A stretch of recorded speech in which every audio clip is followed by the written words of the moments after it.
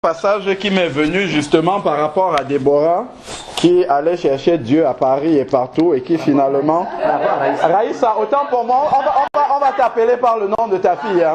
Donc, voilà. Par rapport à Raïssa qui allait chercher Dieu très loin de chez elle et qui finalement a rencontré Dieu dans sa chambre. Donc, il y a un passage qui m'est venu, c'est dans Genèse 28, verset 10. Donc, le passage, c'est quoi? Genèse 28, à partir du verset 10, on va le lire. D'accord. Genèse 28, à partir du verset 10.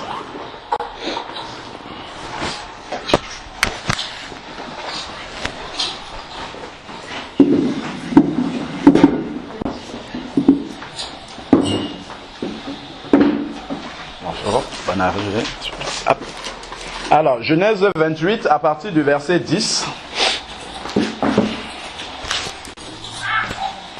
C'est intitulé chez moi la vision de l'échelle. C'est bon, Raïssa, tu écoutes? Oui, c'est bon. Voilà, alors Jacob partit de Beersheba et s'en alla à Haran. Il atteignit un endroit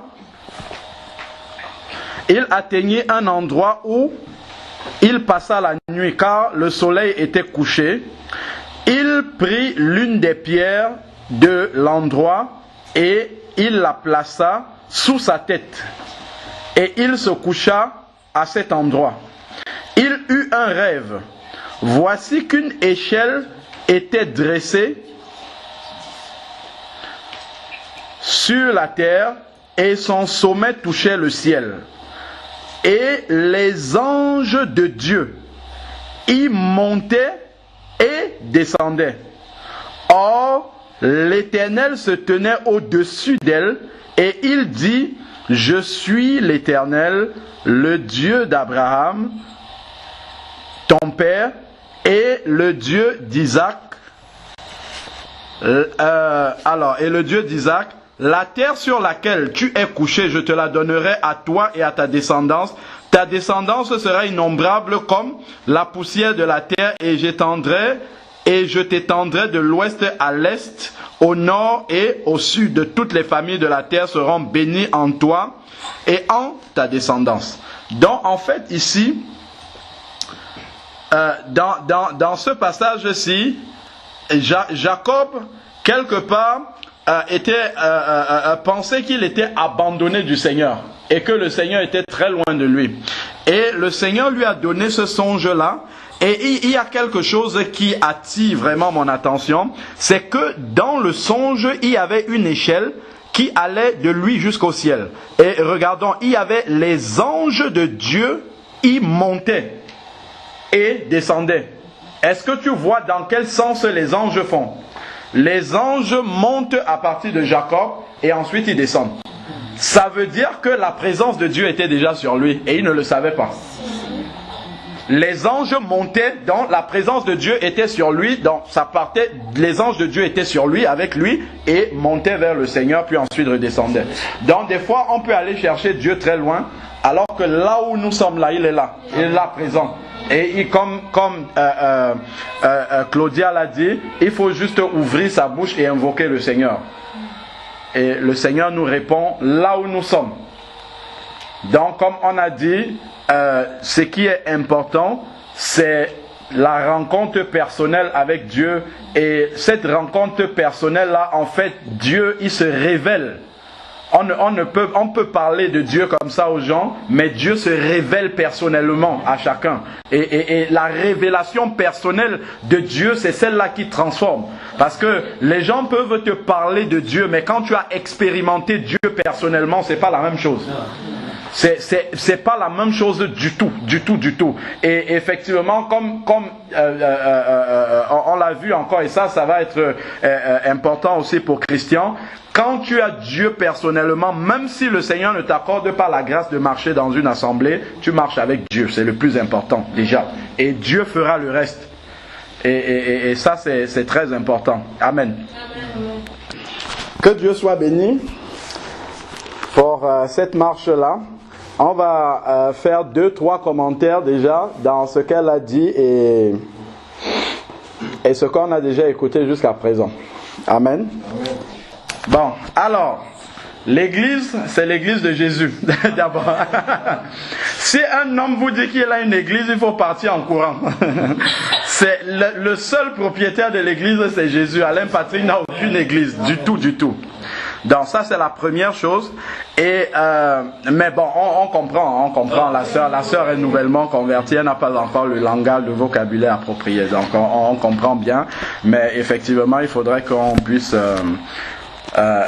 nous qui avons déjà les premiers pas, quand on voit un enfant marcher à côté de nous, et s'il tombe, on le tient par la main, on le relève, on lui dit la prochaine fois ne mets pas ton pied comme ça, redresse-le. Amen. Donc en fait, la sœur a dit qu'elle cherchait une église. Bon, il n'y avait pas à chercher l'église, parce que l'église c'est toi. Tu vois, l'église ce sont des personnes. Hein? L'église c'est pas un lieu. Ce sont vraiment des personnes qui sont nées de nouveau. On a parlé d'une rencontre personnelle avec Jésus. Donc c'est l'ensemble vraiment des personnes qui ont expérimenté cette rencontre personnelle-là avec Jésus et qui ont reçu l'Esprit de Dieu en eux. Et quand ils ont reçu l'Esprit de Dieu, ils sont devenus une nouvelle créature, ce qu'on appelle la nouvelle naissance. Et donc il y a quelque chose aussi que j'ai pu déceler, c'est que souvent on mélange le baptême et la nouvelle naissance. On mélange les deux, on ne situe pas très très bien comment ça se passe. En fait, en réalité, qu'est-ce qui se passe? On prend Acte 2, verset 38, on va voir comment ça marche. C'est très simple. Le jour de la Pentecôte, les personnes qui écoutaient Pierre prêcher sur la résurrection de Jésus ont demandé à Pierre que faut-il faire pour être sauvé. Acte 2, verset 38 et verset 37 déjà. Après avoir entendu cela, ils eurent le cœur vivement touché et ils dirent à Pierre et aux autres apôtres, frères, que ferons-nous? Pierre dit, repentez-vous et que chacun de vous soit baptisé. Donc, la repentance, c'est la première étape de la conversion. Avant la repentance, il y a le verset 37, ils eurent le cœur vivement touché, c'est-à-dire la conviction de péché. Conviction de péché, c'est-à-dire on réalise qu'on est pécheur et qu'on est perdu. C'est ce que nous dit Romains 3, verset 23, tous ont péché et sont privés de la gloire de Dieu. Romains 6, au verset 23, nous dit le salaire du péché, c'est la mort. Donc on réalise que là où nous sommes morts. Donc si on meurt physiquement à ce moment-là, c'est l'enfer assuré. Donc par contre, la suite du verset 6 du verset 23 de Romains 6 nous dit, mais le don gratuit, c'est ça, hein, en Jésus, c'est la vie éternelle. C'est ça, hein, mais le don gratuit de Dieu, c'est la vie éternelle en Jésus-Christ, notre Sauveur. C'est ça même la bonne nouvelle. C'est que nous étions perdus et le Seigneur est mort pour nous. Donc, lorsque nous nous repentons, première chose, donc, si quelqu'un dit qu'il est né de nouveau et qu'il n'est pas repenti, c'est qu'il n'est pas né de nouveau. C'est la première chose. Donc, ensuite, une fois qu'on est repenti de ses péchés,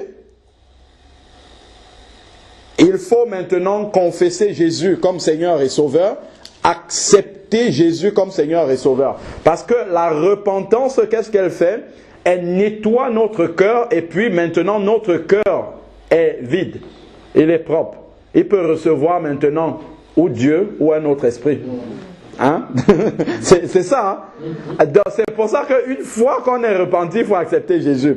Romains 10, verset 9 nous dit, celui qui confesse de sa bouche le Seigneur Jésus et qui croit dans son cœur que Dieu l'a ressuscité d'entre les morts, il sera sauvé. Donc il faut confesser Jésus de sa bouche. Lorsqu'on confesse Jésus de notre bouche, spirituellement, après la repentance, bien entendu, spirituellement, ce qui se passe, c'est que l'Esprit de Dieu vient habiter à l'intérieur de nous et produit la nouvelle naissance. Donc, dès cet instant-là, nous sommes nés de nouveau. Maintenant que nous sommes nés de nouveau, immédiatement après, acte 2, verset 38, Pierre dit « Et que chacun de vous soit baptisé ». Donc, le baptême vient sceller la nouvelle naissance, en fait. Le baptême vient concrétiser la nouvelle naissance. dont le baptême c'est le complément obligatoire une fois que cette vie nouvelle là commence. C'est pour ça que il ne faut pas traîner lorsque on est né de nouveau, il ne faut pas attendre. Lorsque on voit même dans la parole de Dieu, toutes les personnes qui recevaient cette vie nouvelle étaient immédiatement baptisées. On n'attendait même pas le lendemain pour les baptiser. Pour ceux qui recevaient le Seigneur la nuit, on peut voir avec le geôlier qui était dans la prison avec Paul et Silas. Hein. C'est dans Acte 16, verset 27. Acte 16, verset 27, le geôlier se réveilla. Donc ça, c'est quand Paul et Silas chantaient. Alors, verset 26, tout à coup, il se produisit un grand tremblement de terre, au point où les fondements de la prison furent ébranlés. Acte 16, verset 26. Au même instant, toutes les portes s'ouvrirent et les chaînes de tous les prisonniers se détachèrent. Le geôlier se réveilla et lorsqu'il vit les portes de la prison ouvertes, il tira son épée. Il allait se tuer pensant que les prisonniers s'étaient enfuis. Mais Paul cria d'une voix forte, « Ne te fais aucun mal, nous sommes tous ici. » Alors le geôlier demanda de la lumière, entra précipitamment et tomba tout tremblant devant Paul et Silas. Il les mena dehors et dit, « Seigneur, que faut-il que je fasse pour être sauvé ?» Il répondit, « Crois et tu seras sauvé, toi et ta famille. » Et ils lui annoncèrent la parole. Vous avez vu, croire, mais ensuite ils ont annoncé la parole. Et dans la parole là, il y a, tu dois te repentir. Voilà, donc c'est ça. Ils lui annonçaient la parole afin qu'il puisse croire, non pas intellectuellement, mais avoir une vraie foi biblique. Parce que la foi biblique vient de la parole de Dieu. Quand on entend la parole de Dieu, cela produit quelque chose dans notre cœur, comme dans Acte 2, 38 là. Donc ensuite, qu'est-ce qui se passe? Verset 32, et il lui annonçait la parole, ainsi tous ceux qui étaient dans sa maison, et ainsi qu'à tous ceux qui étaient dans sa maison, il les prit avec lui. Regardez la suite du verset. À 7 heures même de la nuit, lava leur plaie et aussitôt il fut baptisé. La nuit même. Même pas, le jour ne s'est même pas levé. La nuit même, il fut baptisé. Donc, pour que la nouvelle naissance soit complète, il ne faut pas attendre. Une fois qu'on a la possibilité de se faire baptiser, il faut immédiatement sauter dans l'eau et puis être baptisé. Pourquoi? Parce que lorsque on naît de nouveau, on a reçu l'Esprit de Dieu en nous. Le malin qui ne lit pas à l'intérieur de nous, seul Dieu peut sonder les reins et les cœurs. Dieu peut lire à l'intérieur de nos pensées, mais le malin ne peut pas lire dans nos pensées. Donc, qu'est-ce qu'il fait? Il injecte juste des pensées et en fonction de la manière dont nous réagissons, il sait dans quel état d'esprit nous sommes. Donc, lorsque la nouvelle naissance se produit, ça, il ne le sait pas. Donc, lorsque nous nous baptisons, nous entrons dans les eaux du baptême, nous sommes immergés dans l'eau, symbole de la mort à l'ancienne vie. Et lorsque nous ressortons de l'eau, résurrection à une nouvelle vie, là, il le voit et il sait que celui qui est rentré dans l'eau là, c'est au nom de Jésus, dont il ne m'appartient plus. Amen. Désormais, il ne m'appartient plus. Il est passé de mon royaume au royaume de Dieu. Donc, c'est pour ça qu'il ne faut pas attendre pour se faire baptiser. Et là, maintenant, quand le malin prend acte comme ça, là, quand tu vas te placer devant lui et tu vas dire, au nom de Jésus, sors, il va obéir parce qu'il sait maintenant qu'il doit avoir peur. Ça, c'est la première chose. Ça, c'est pour ça que c'est une des raisons pour lesquelles les apôtres ne traînaient pas pour baptiser les gens. Immédiatement, parce que c'est le complément immédiat de la nouvelle naissance. Il faut absolument, on voit même Jésus, avant de commencer son ministère, bien qu'il n'avait absolument pas besoin d'être baptisé, il est quand même allé dans les eaux du baptême. Même Jean a dit non, c'est toi qui dois me baptiser, mais Jésus a dit non, laisse faire. Laisse faire. Pourquoi? Parce que Jésus est le modèle parfait du disciple. Donc Jésus devait passer par toutes les étapes par lesquelles le disciple doit passer. Et la toute toute première étape avant de commencer quoi que ce soit dans le ministère, d'abord les eaux du baptême. Donc avant de commencer à prétendre de marcher avec Jésus, d'abord l'obéissance. Le baptême, c'est un acte d'obéissance. C'est là où on témoigne publiquement de son engagement envers le Seigneur Jésus. Donc il ne faut pas réfléchir sur le baptême, on ne réfléchit pas là-dessus. Donc immédiatement, dès que c'est possible, il faut le faire le plus rapidement qu'il soit. Parce que si Jésus revient avant, on peut avoir quelques problèmes quand même. Si ça dépendait de nous, on peut avoir des problèmes. Est-ce que vous avez compris? Le baptême, c'est vraiment urgent, c'est urgentissime. Parce que s'ils baptisaient la nuit, ça veut dire que c'était urgent. Si ce n'était pas urgent, ils auraient dit, bon, ok, on attend le lever du jour, on a un peu de temps, on va voir. Non, s'ils baptisaient la nuit, ça veut dire que le baptême, c'est indispensable. Et c'est surtout vraiment urgent, une fois que quelqu'un a reçu le Seigneur. Prenons maintenant acte 8 que nous tous nous connaissons. Comment on l'appelle là? L'eunuque éthiopien qui a rencontré de l'eau et qui demande à Philippe, voici de l'eau, que faut-il encore? Voilà, c'est le verset 36. Acte 8, verset 36. Comme ils continuaient leur chemin, ils arrivaient à un point d'eau. Avant ça, Philippe lui annonçait la parole de Dieu. Et l'eunuque dit, voici de l'eau, qu'est-ce qui m'empêche d'être baptisé? Philippe lui dit, si tu crois de tout ton cœur, cela est possible. Donc la seule chose, c'est de croire de tout son cœur. Quand on parle de croire de tout son cœur, c'est pas un cœur souillé qui croit, c'est un cœur repenti qui croit. Amen. Donc il y a la repentance qui passe avant. Donc, si tu crois de tout ton cœur, c'est la seule condition. Il n'y a pas à aller suivre des cours de catéchisme. C'est juste de croire, se repentir de ses péchés et accepter Jésus comme Seigneur et Sauveur. Et on est baptisé immédiatement. Si on tourne, regardez l'apôtre Paul, acte 9, la suite. La même chose, lorsque Ananias est venu rencontrer Saul de Tarse, alors verset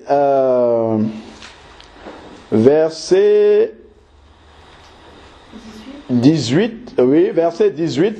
Au même instant, il tomba. On peut prendre à partir du verset 17. Ananias partit et lorsqu'il fut, acte 9, 17, lorsqu'il fut arrivé dans la maison dont Dieu lui avait donné une vision, il imposa les mains à Saul et dit, Saul, mon frère. Pourquoi il appelle Saul son frère? Parce que Saul est né de nouveau déjà. Il sait, Dieu lui a révélé que Saul est en train de prier.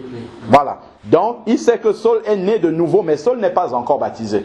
Et dans la démarche d'Ananias, immédiatement, il appelle Saul son frère et dès qu'il ouvre les yeux, qu'est-ce qu'il va faire?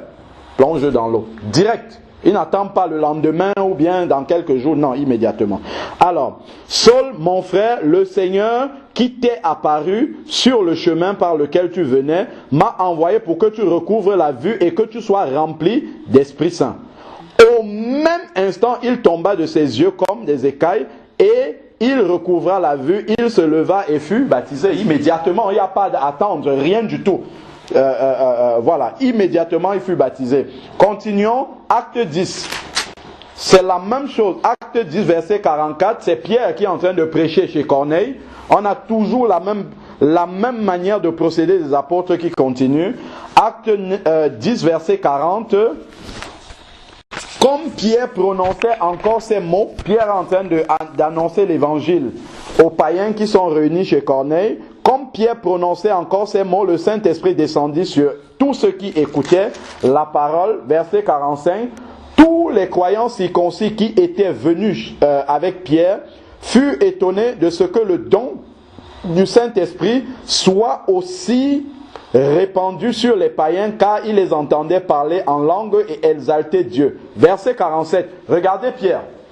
Regardez la réaction de l'apôtre ici. Alors Pierre reprit, peut-on refuser l'eau du baptême? Immédiatement, quand il réalise que quelqu'un est converti, il ne va pas chercher de midi à 14h. C'est, est-ce que on doit le baptiser immédiatement là? Et c'est ça. Est-ce que, alors, peut-on refuser l'eau du baptême à ceux qui ont reçu le Saint-Esprit aussi bien que nous?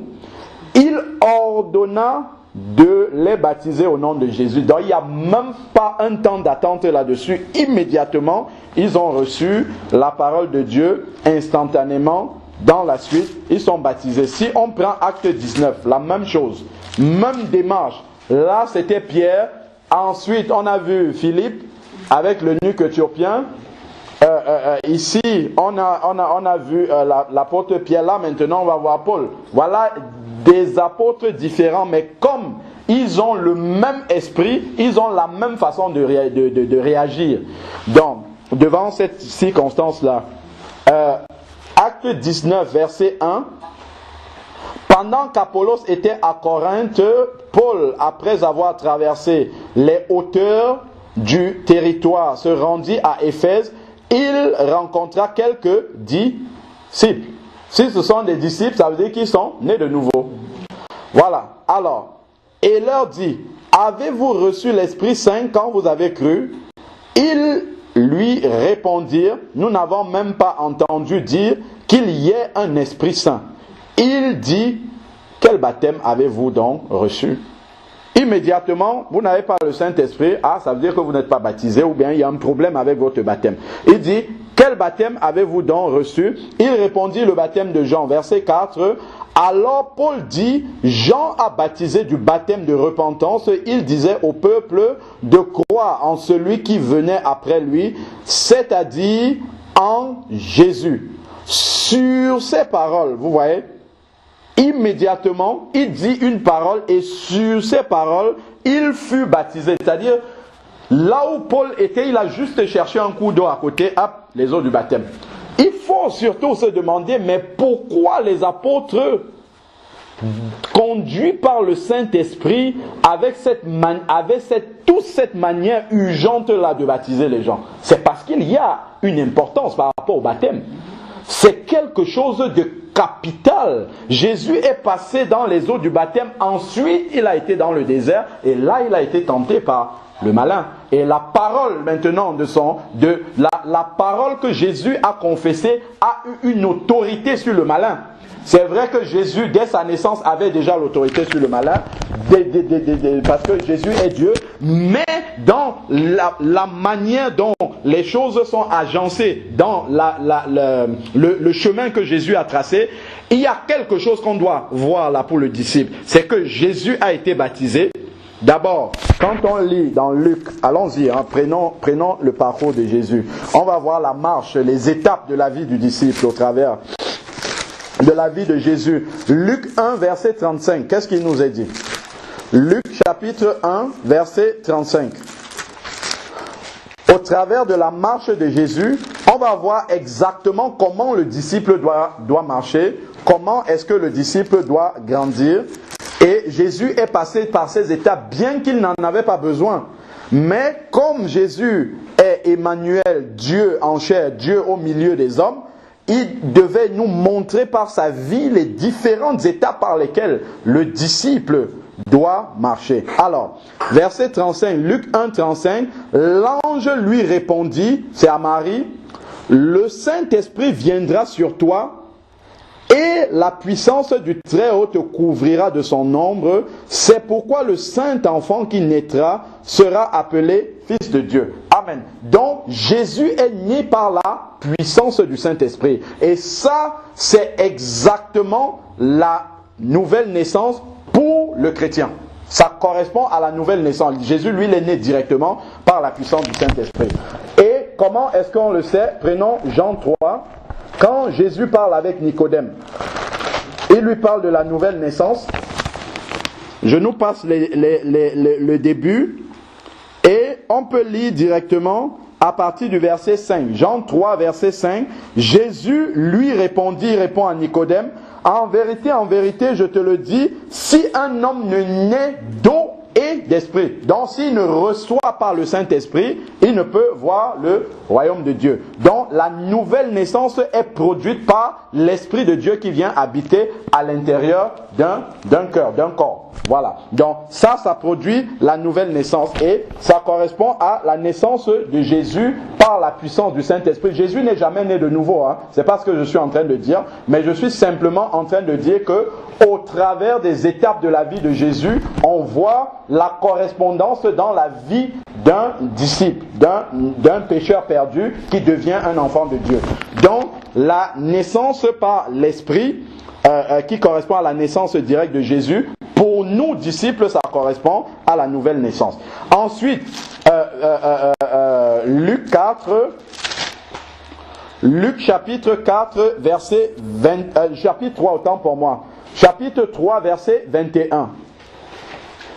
Tandis que tout le peuple se faisait baptiser, Jésus fut aussi baptisé. Donc, deuxième étape du disciple, c'est le baptême. Une fois qu'il est né de nouveau, comme Jésus est rentré dans les eaux du baptême, de la même façon, le disciple aussi doit passer par les eaux du baptême.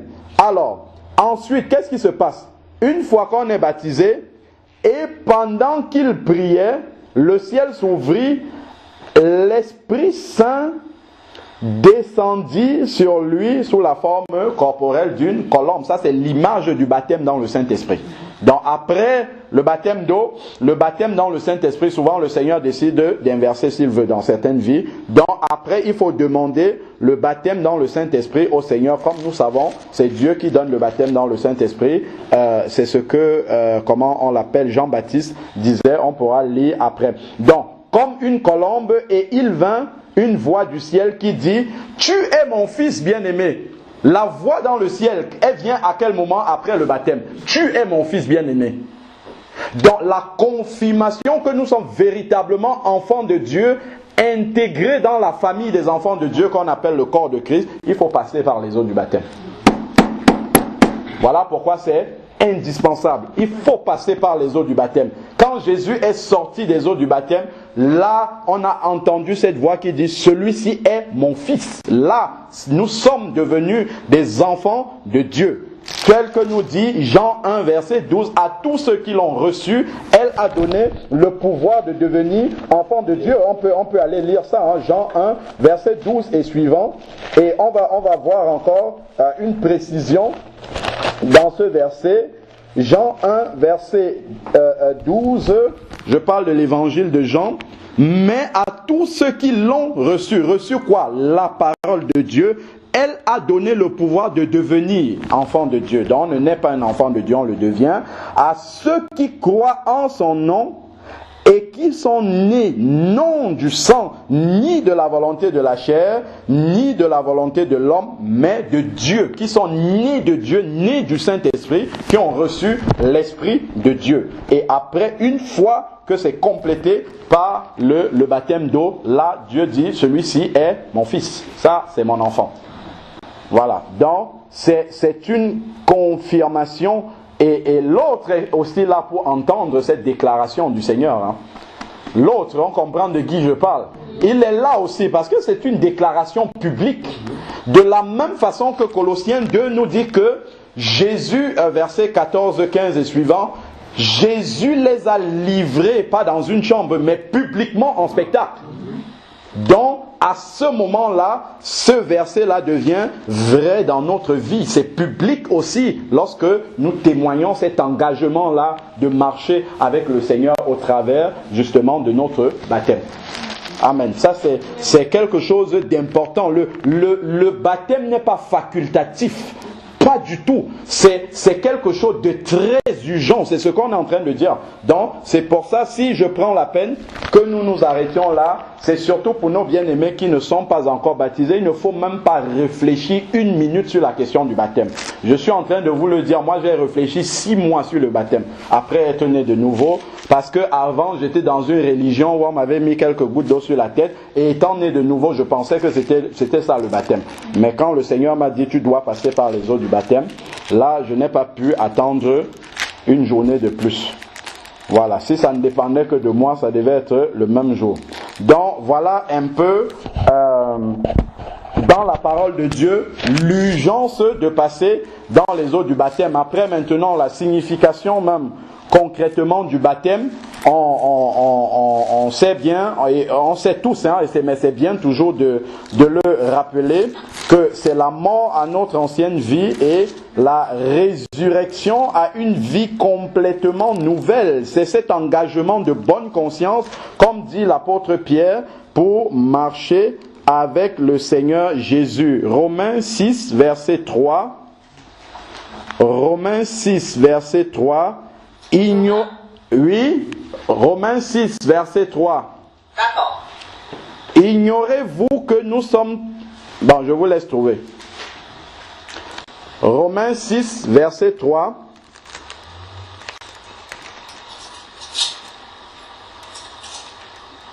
Ignorez-vous que nous tous qui avons été baptisés en Jésus-Christ, c'est en sa mort que nous avons été baptisés, nous avons été ensevelis, donc l'ancienne vie est enterrée.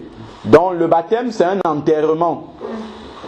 C'est l'enterrement de l'ancienne vie avec lui par le baptême, afin que, donc il faut d'abord que l'ancienne vie soit enterré, et il dit afin que, donc ça veut dire que il y a une conséquence à cet enterrement là, afin que comme Christ est ressuscité d'entre les morts par la gloire du Père, de même nous aussi nous marchions en nouveauté de vie.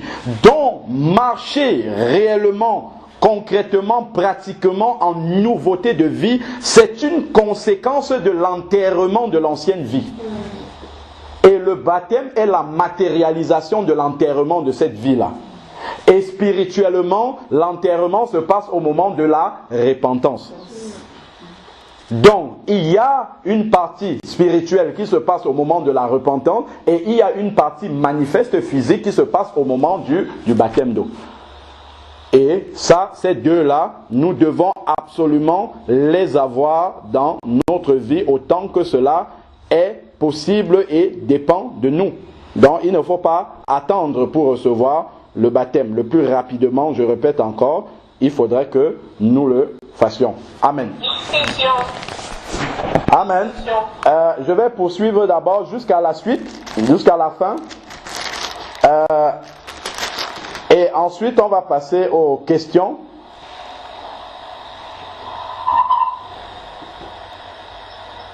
Alors, verset 8, nous sommes dans Romains 6. On avait déjà pris un mercredi le temps de bien détailler tout Romains 6 pour comprendre justement cette marche nouvelle-là avec le Seigneur.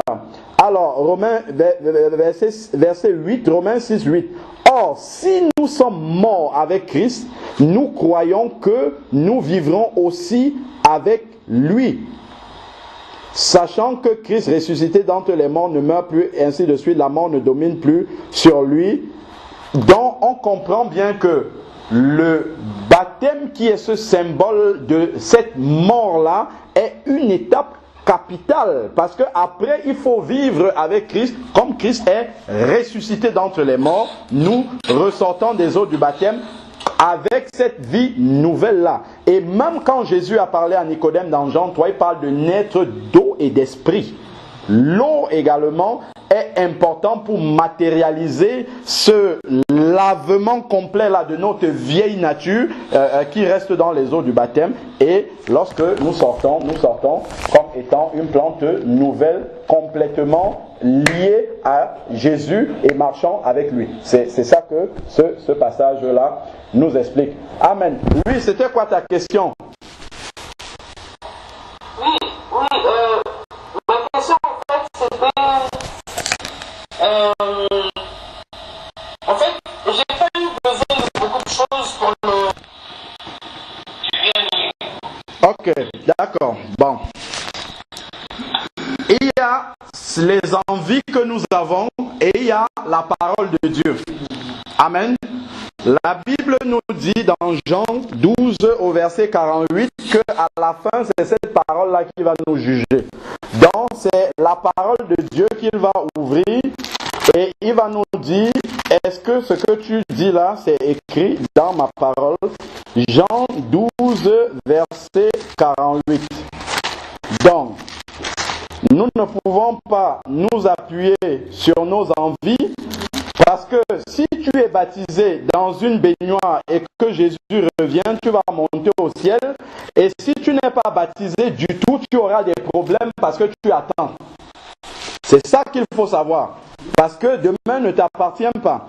Alors, verset 48 de Jean 12, celui qui me rejette et qui ne reçoit pas mes paroles à son juge, la parole que j'ai prononcée, c'est elle qui jugera au dernier jour. Donc, ça doit être conforme à la parole. Bon, 1. Lorsqu'on a lu dans Acte 2, verset 38, lorsque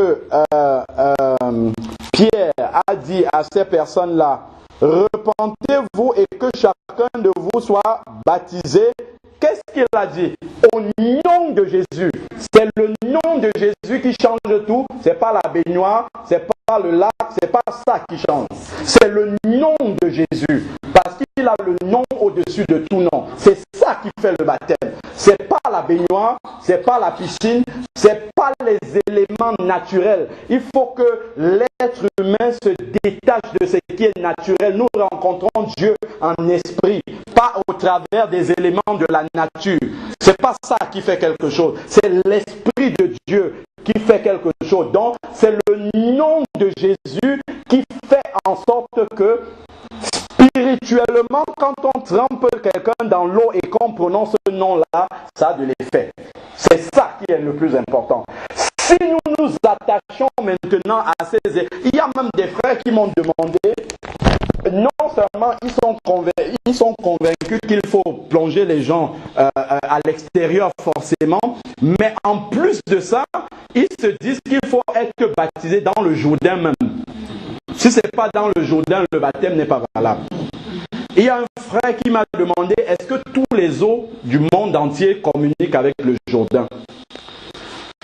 Pourquoi on se complique la tâche? La Bible ne parle pas de ces choses-là. Voici ce que la Bible dit, celui qui naît d'eau et d'esprit. Il faut l'eau. Pourquoi? Parce que l'eau, justement, c'est ce symbole-là qui purifie, comme le dit l'apôtre Pierre. Mais c'est le nom de Jésus. Allons encore dans Acte 4, où on voit, je crois la sœur tout à l'heure l'a dit dans sa prière, Bénédicte,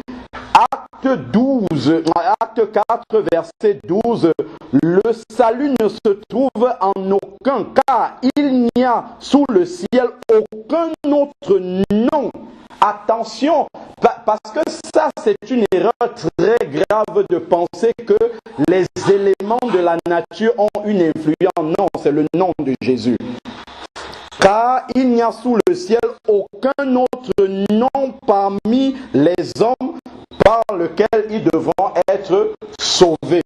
Donc c'est le nom de Jésus qui est la chose la plus importante. Lorsque nous avons lu dans Acte 16, le geôlier qui a été baptisé la nuit, la Bible ne précise pas si c'était dans un cours d'eau, si c'était chez lui ou pas du tout.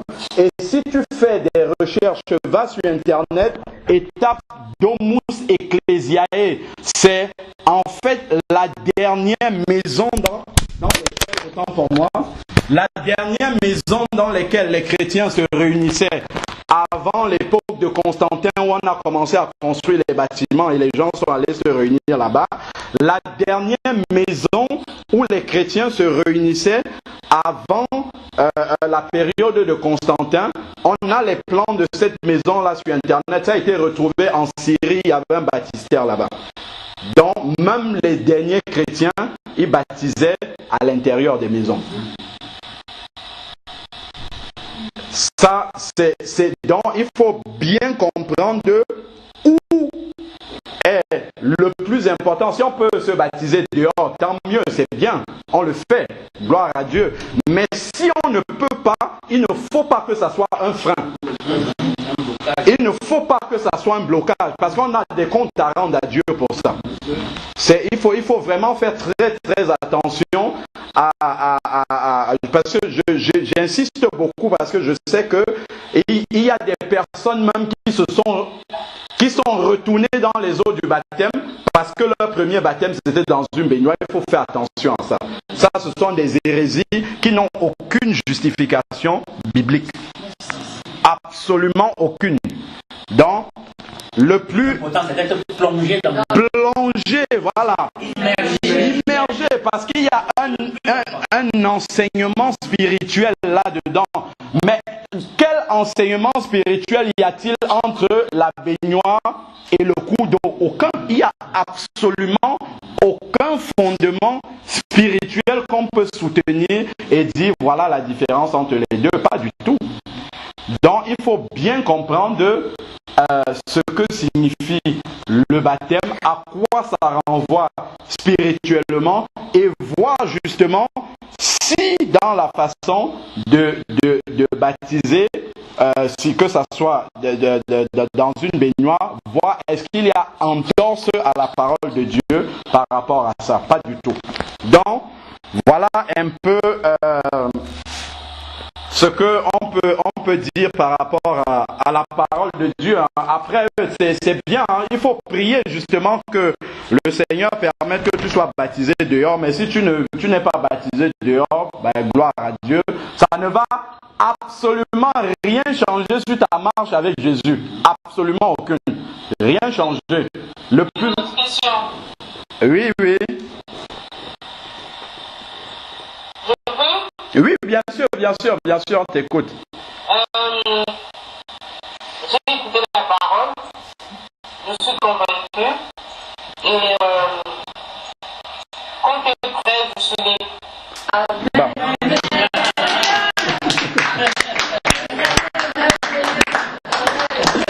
Amen, amen, amen. Gloire à Dieu. Que tout... Amen, amen. Amen, amen, amen. Amen, amen. C'est le Seigneur lui-même qui convainc par sa parole. Je vais juste lire un verset pour le soutenir, hein, parce que nous devons toujours nous appuyer sur la parole de Dieu. 2 Timothée 3,16 dit: toute écriture est inspirée de Dieu, utile pour enseigner, pour convaincre, pour redresser, pour éduquer dans la justice, afin que l'homme de Dieu soit adapté et préparé à toute œuvre bonne. Amen. Donc ce n'est que la parole de Dieu. On peut parler ici longtemps pour te convaincre, ça ne va rien faire, mais c'est la parole de Dieu qui convainc. Amen. Amen. Voilà. Donc, amen. Merci beaucoup pour le complément. Celui qui croira et qui sera baptisé. Amen. C'est un verset très important. Donc si nous oublions le et qui sera baptisé, voilà. Amen. Amen.